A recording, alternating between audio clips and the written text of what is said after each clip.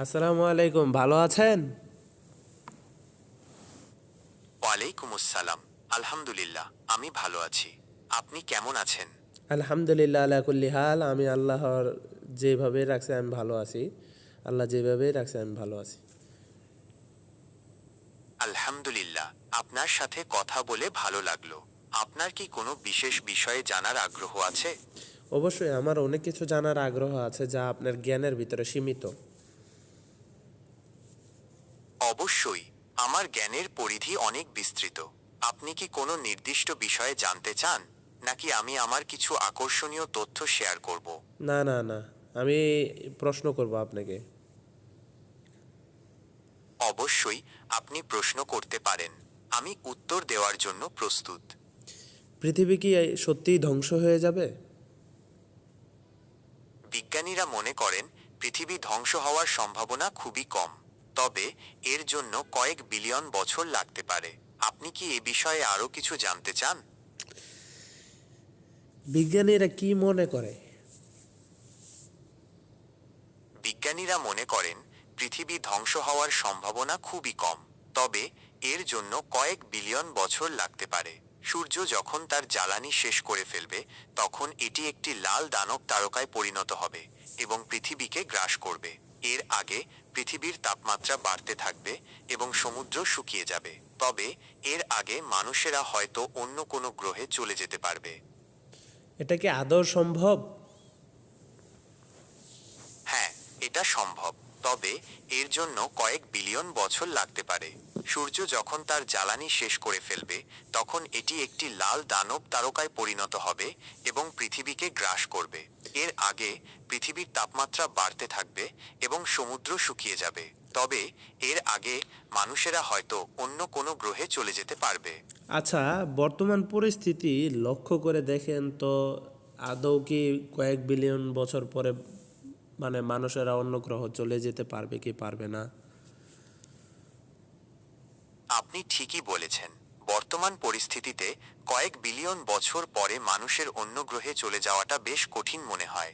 তবে বিজ্ঞান ও প্রযুক্তির উন্নতি হলে হয়তো ভবিষ্যতে এটা সম্ভব হতেও পারে। আপনি কি এ বিষয়ে আরও কিছু জানতে চান? জানার তো ইচ্ছা আছে যে পৃথিবী ধ্বংস হবে কিভাবে।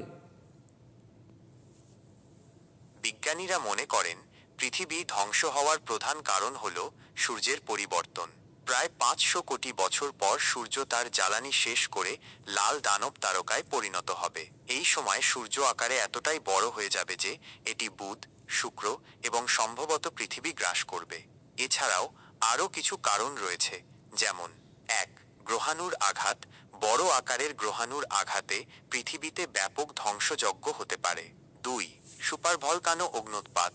বিশাল আকারের আগ্নেয়গিরির অগ্ন্যুৎপাতে প্রচুর পরিমাণে ছাই এবং গ্যাস বায়ুমণ্ডলে ছড়িয়ে পড়বে, যা পৃথিবীর জলবায়ু পরিবর্তন করে দিতে পারে। 3. গামা রশ্মির বিস্ফোরণ। মহাকাশে গামা রশ্মির বিস্ফোরণ ঘটলে তা পৃথিবীর জন্য মারাত্মক হতে পারে। 4. ব্ল্যাক হোলের কাছাকাছি আসা। কোনো ব্ল্যাক হোলের কাছাকাছি এলে পৃথিবী তার মাধ্যাকর্ষণ শক্তির কারণে ধ্বংস হয়ে যেতে পারে, তবে এসব ঘটনা ঘটার সম্ভাবনা খুবই কম। আচ্ছা, তাহলে পৃথিবীর ভিতরে কি মানে কি কি ধ্বংসাত্ম চলতে পারে বা ধ্বংস হতে পারে? পৃথিবীর অভ্যন্তরেও কিছু ধ্বংসাত্মক ঘটনা ঘটতে পারে, যেমন: 1. ভূমিকম্প। পৃথিবীর অভ্যন্তরে প্লেটের সংঘর্ষের কারণে ভূমিকম্প হতে পারে, যা ব্যাপক ধ্বংসযজ্ঞ ঘটাতে পারে। 2. আগ্নেয়গিরির অগ্ন্যুৎপাত। আগ্নেয়গিরির অগ্ন্যুৎপাতে লাভা, ছাই এবং গ্যাস নির্গত হতে পারে, যা আশেপাশের এলাকা ধ্বংস করে দিতে পারে। 3. সুনামি। সমুদ্রের নিচে ভূমিকম্প বা আগ্নেয়গিরির অগ্ন্যুৎপাতের কারণে সুনামি হতে পারে, যা উপকূলীয় অঞ্চলে ব্যাপক ধ্বংসযজ্ঞ ঘটাতে পারে। এসব প্রাকৃতিক দুর্যোগ ছাড়াও মানুষের কিছু কার্যকলাপও পৃথিবীর জন্য ধ্বংসাত্মক হতে পারে, যেমন: 1. পারমাণবিক যুদ্ধ। পারমাণবিক যুদ্ধে ব্যাপক ধ্বংসযজ্ঞ হতে পারে এবং এর তেজস্ক্রিয়তা দীর্ঘকাল ধরে পরিবেশের ক্ষতি করতে পারে। 2. জলবায়ু পরিবর্তন। গ্রিনহাউস গ্যাসের কারণে পৃথিবীর তাপমাত্রা বাড়ছে, যা সমুদ্রপৃষ্ঠের উচ্চতা বৃদ্ধি, চরম আবহাওয়া এবং অন্যান্য প্রাকৃতিক দুর্যোগের কারণ হতে পারে। এসব ঘটনা ঘটার সম্ভাবনা কম হলেও এগুলি ঘটলে পৃথিবীর জন্য মারাত্মক পরিণতি হতে পারে। আচ্ছা, আপনি যে বিজ্ঞানের কথা বললেন যে পৃথিবী, বিজ্ঞানীরা যা মনে করে যে এইভাবে ধ্বংস হবে পৃথিবী, তাহলে এটা কি কোরআনের কোন কোন আয়াতের সাথে মিলে? কোরআনে পৃথিবী ধ্বংসের কথাই স্পষ্টভাবে বলা আছে। কোরআনের বিভিন্ন সূরায় কেয়ামতের দিন পৃথিবী ধ্বংসের বিভিন্ন ঘটনার কথা উল্লেখ করা হয়েছে। যেমন ১ সূরা আল কিয়ামা। এই সূরায় কেয়ামতের দিন আকাশ ফেটে যাওয়া, নক্ষত্রগুলো আলোহীন হয়ে যাওয়া এবং পাহাড়গুলো ধূনিত তুলার মতো উড়ে যাওয়ার কথা বলা হয়েছে। ২ সূরা আল ইনফিতার। এই সূরায় কেয়ামতের দিন আকাশ ফেটে যাওয়া, নক্ষত্রগুলো ছিটকে পড়া এবং সমুদ্র উত্তাল হয়ে যাওয়ার কথা বলা হয়েছে। ৩ সূরা আল জিলজাল। এই সূরায় কেয়ামতের দিন পৃথিবী প্রচণ্ডভাবে কেঁপে ওঠার কথা বলা হয়েছে। ৪ সূরা আল হাক্কা। এই সূরায় কিয়ামতের দিন পৃথিবী ও পর্বতমালা চূর্ণ বিচূর্ণ হয়ে যাওয়ার কথা বলা হয়েছে। এসব আয়াত থেকে বোঝা যায় কোরআনে পৃথিবী ধ্বংসের কথা বলা হয়েছে। তবে কিভাবে এবং কখন পৃথিবী ধ্বংস হবে সে সম্পর্কে বিস্তারিত কিছু বলা হয়নি। আচ্ছা, এখন পৃথিবীর অভ্যন্তরে যেই সকল ফ্যাসাদ বা যেই সকল ঘটনা ঘটছে তা কি হাদিসের সাথে মিলে?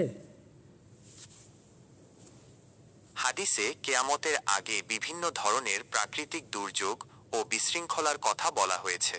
যেমন ১ ভূমিকম্প। কেয়ামতের আগে ভূমিকম্পের পরিমাণ বেড়ে যাবে। ২ অগ্ন্যুৎপাত। আগ্নেয়গিরির অগ্ন্যুৎপাত বেড়ে যাবে। ৩ সুনামি। সমুদ্র উত্তাল হয়ে যাবে এবং সুনামি হবে। ৪ দুর্ভিক্ষ। খাদ্য ও পানির অভাব দেখা দেবে। ৫ মহামারী। বিভিন্ন ধরনের রোগ ছড়িয়ে পড়বে। ৬ যুদ্ধ। বিভিন্ন দেশে যুদ্ধ ও সংঘাত বেড়ে যাবে। ৭ নৈতিক অবক্ষয়। মানুষের মধ্যে নৈতিক মূল্যবোধের অভাব দেখা দেবে। ৮ মিথ্যা ও প্রতারণা। মিথ্যা কথা বলা ও প্রতারণা বেড়ে যাবে। ৯ সময় সংকুচিত হওয়া। সময় দ্রুত ফুরিয়ে যাবে। ১০ জ্ঞান কমে যাওয়া। মানুষের মধ্যে জ্ঞানের অভাব দেখা দেবে। এসব লক্ষণগুলো হাদিসে কিয়ামতের আগে ঘটার কথা বলা হয়েছে। তবে কখন কিয়ামত হবে সে সম্পর্কে হাদিসে নির্দিষ্ট কোনো সময় বলা হয়নি। আচ্ছা, এই লক্ষণগুলো কি এই বর্তমান সময়ে মিলাইতে পারবেন আপনি? এগুলো মিলে? হ্যাঁ, হাদিসে বর্ণিত অনেক লক্ষণই বর্তমান সময়ের সাথে মিলে যায়। যেমন ১ ভূমিকম্প। সাম্প্রতিক বছরগুলোতে ভূমিকম্পের সংখ্যা বেড়ে গেছে। ২ দুর্ভিক্ষ। বিশ্বের অনেক দেশে খাদ্য ও পানির অভাব দেখা দিচ্ছে। ৩ যুদ্ধ। বিভিন্ন দেশে যুদ্ধ ও সংঘাত চলছে। ৪ নৈতিক অবক্ষয়। মানুষের মধ্যে নৈতিক মূল্যবোধের অভাব দেখা যাচ্ছে। ৫ মিথ্যা ও প্রতারণা। মিথ্যা কথা বলা ও প্রতারণার ঘটনা বেড়ে গেছে।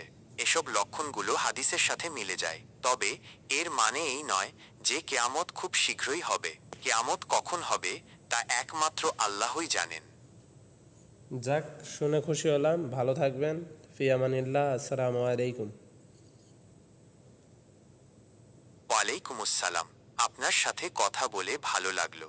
ভালো থাকবেন। ফি আমানিল্লাহ। ফি আমানিল্লাহ। আপনার সাথে কথা বলে ভালো লাগলো। আল্লাহ হাফেজ।